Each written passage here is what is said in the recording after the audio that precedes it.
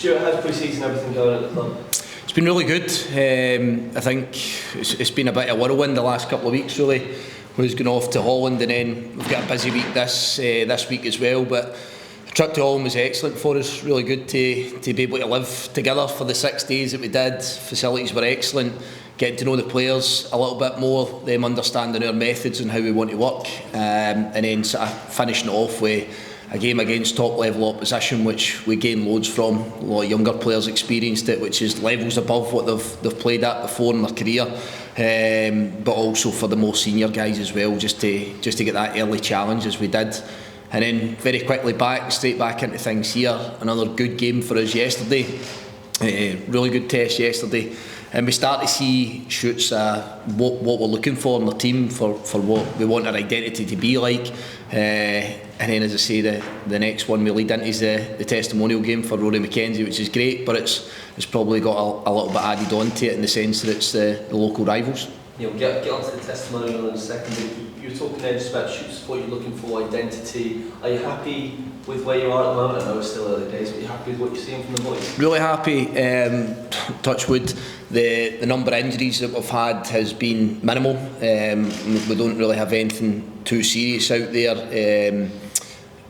Matty Kennedy's just went through surgery yesterday to tidy up a situation that he's had, and something that he's been feeling for a while now. So felt it was really important to get to the point as quick as we possibly could. Matty was a player that I'm really excited to work with because he's quality, but we felt we had to get to this stage very quickly to get this surgery, find out exactly what was going on.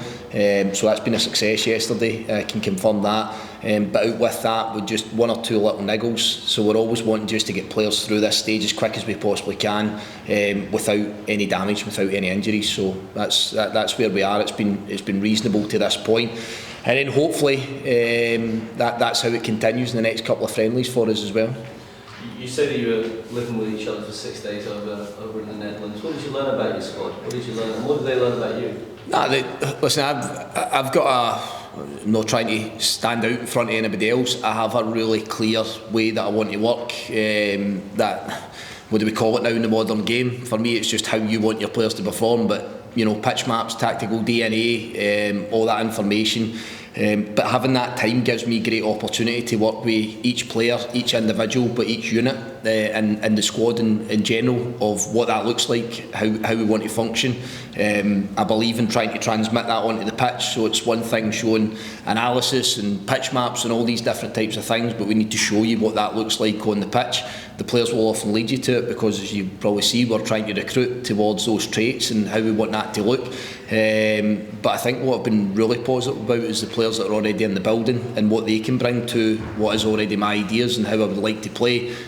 Sometimes they can add layers onto that with their skill set and what they've got. So it's getting to that point as quick as we possibly can. We're going to see bits that fall down, of course we are. We're going to see errors and mistakes. But I think the buy-in has been unbelievable from the players to this point. And as I say, that's testament to them about how they've went about their work for a long period of time here for some of them, but for others they've just in the door and they've shown a great appetite for it. Just finally from me, how do you look at the squad at the moment in terms of incomings, outgoings? Do you have a number? How close are you to being content, being happy with what you've got? Yeah, I would expect there'll be a little bit more information and a wee bit more news this week. I would think that we're quite far down the road with another couple of signings. And again, it's always just to try and give us those options and give us that balance towards what we want to look like. In terms of outgoings, there's no information on that. I think it was well documented that we lost 15 players over the summer, and obviously as a result we need to make sure that we're building a squad. And then amongst that I spoke about the young players as well, so it's finding out at what level and what stage they're at just now and what benefits their development next. Is that to be a starter on our team? Is it that they're a part of the squad, or is it that they'll start to benefit from the kind of cooperation agreement that we know is coming into place off the back of the summer? So we're doing a bit of fact finding about that, but always, I think everybody knows my vision is to try and make sure that we can accelerate their development as much as we can. Sometimes that's not that they just get thrown into the first team and they're into that deep water. Sometimes it might be, but it's just trying to piece together the new players, the existing players, and then also those younger development players that we feel we've got a bit of talent in the building as well. What kind of players do you need, Stuart, to help you? In what way? Good players. I need good players. The best players I can get. It's about balance, Geraldine. It's about getting a balance as much as we possibly can. You know, as I say, I actually felt that there was a reasonable balance throughout the team, through the kind of spine of the team here already with the guys that were under contract. But it's just adding the elements in. As I say, the team will play a different way from before. It's not a criticism, it's not to belittle anything, not to say my way is better than anybody else. It's literally just to say that we need to recruit and try and make sure that we've got players that will be able to play the way that I'm going to ask them to play, and in doing so you're always trying to get the absolute best. We will cut back. I think I said that in one of my earlier interviews, that there will be cutbacks of maybe what that looked like last summer, of course. So you're always trying to pitch it to the very best player that you can get.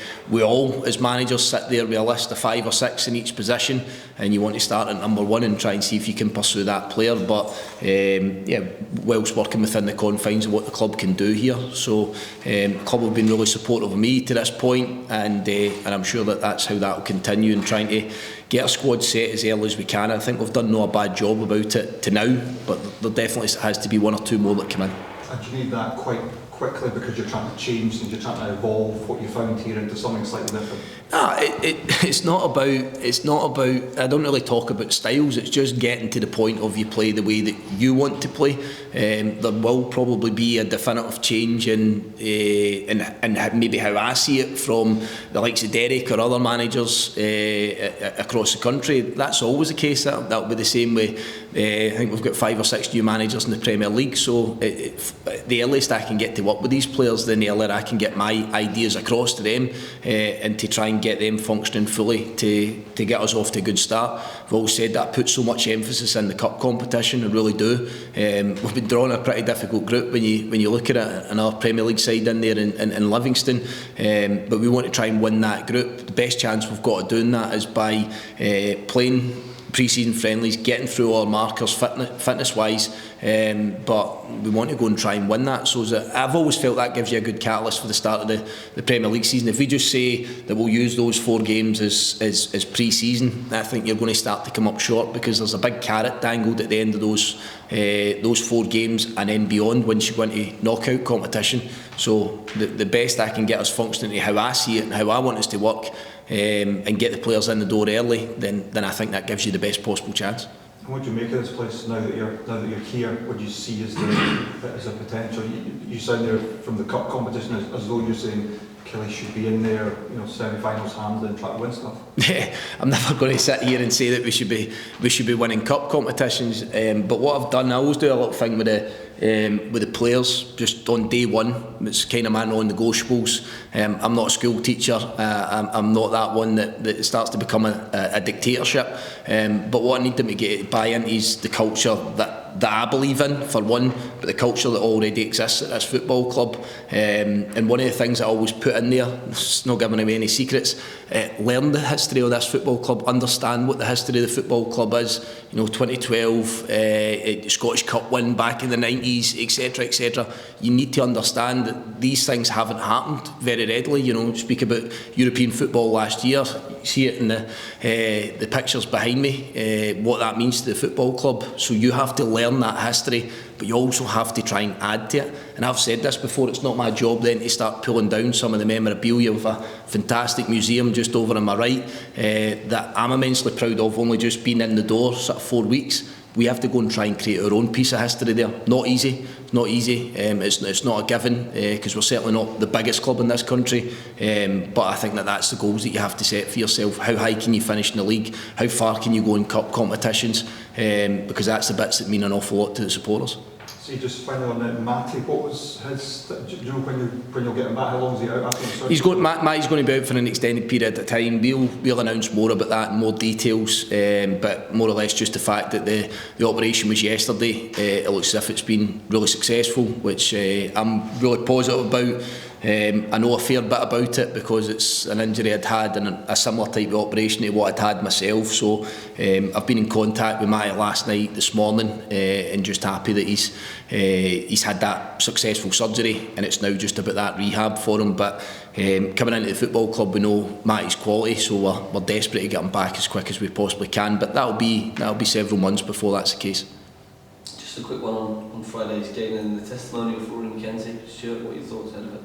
No, I think we're looking forward to it in the sense that obviously we play against a good side, we play against a team that's obviously a rival, but I think most importantly it's to celebrate the achievements and the contribution for somebody like Rory McKenzie. We all have a laugh already in the group, but he's one of the really annoying guys that plays off +4 at golf, and he's good at tennis and he's good at everything he seems to touch. But no, hopefully the Kilmarnock supporters come here in their droves to show their support. I'm sure they will. I know it's difficult this time of year, people are on holiday, etc.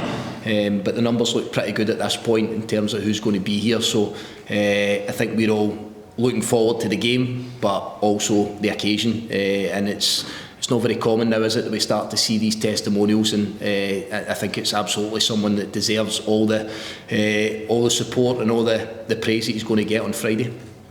Talking about Rory as a character, Stuart, obviously it's been well documented that the youth players will be used quite a bit this season. How key will someone like Rory be to these young guys to look to and see that he's played 400 games for the club? I hope that some of these lads have been doing that before now, to be honest with you. I touched on the youth lads. I think sometimes we just think that we're just going to throw them all in there. I always talk about my background and working with young players and how it's something that's really important to me. It's important that we understand where they are. I'll repeat what I said earlier on. It's important we understand where they are, what level they're at just now. If I start pulling the trigger on that one too soon, you can start to really hurt and hamper young lads' careers. But I would love to think that these lads are coming through, seeing guys like David Watson, seeing guys like Rory McKenzie. I know Bobby Wales is away for the football club, but you start to see what's achievable. But what we have to get right first and foremost is their attitude, their application, their understanding of what we're looking for. We're not asking them to be perfect just now. You get those fundamentals right along with that little bit of talent, and you'll start to make waves. But we just need to understand where we're going to pitch that just now. And there's been a lot of conversation so far, a lot of interest for a lot of these boys, potential loans and cooperation agreements, as I say.